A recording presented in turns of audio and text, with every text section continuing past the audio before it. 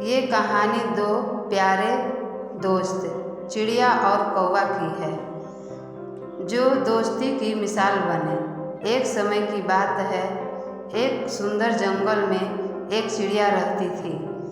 वह जंगल की ऊंची ऊंची टहनियों पर बैठकर सुख शांति से अपना समय बिताती थी। वह जंगल की बहुत सुंदर चिड़िया थी और हमेशा खुश रहती थी।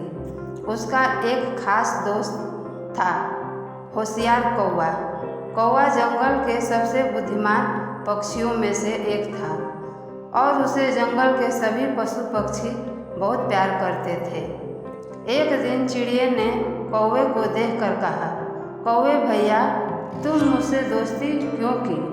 तुम मेरे साथ क्यों बैठे हो? मैं तो बस एक छोटी सी चिड़िया हूँ।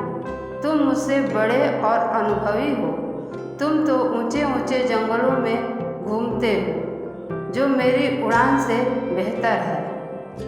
कौवा ने मुस्कुराते हुए कहा, दोस्ती में ऊंचा नीचा नहीं होता चिड़िया, हम सभी एक ही जंगल के राजा रानी हैं और हमें इस जंगल में साथ मिलकर रहना चाहिए।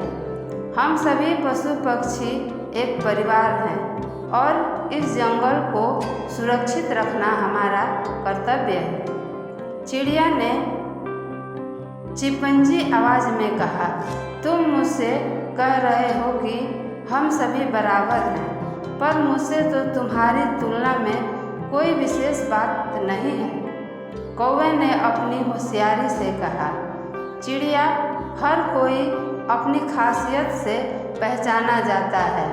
तुम आसमान में उड़ सकती हो और चींची की आवाज़ कर सकती हो, जो कोई भी नहीं कर सकता।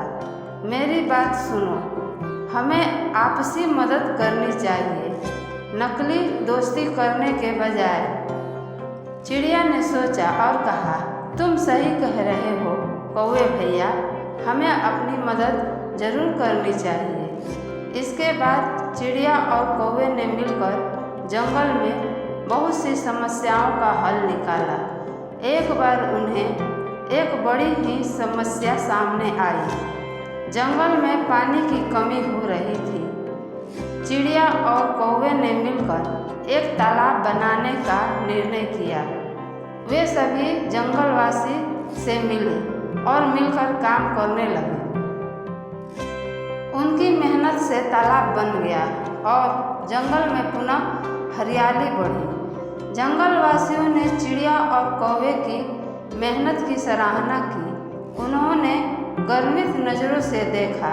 उसके बाद वे दोनों को समझाया कि सच्ची मित्रता ही वास्तव में सुख है।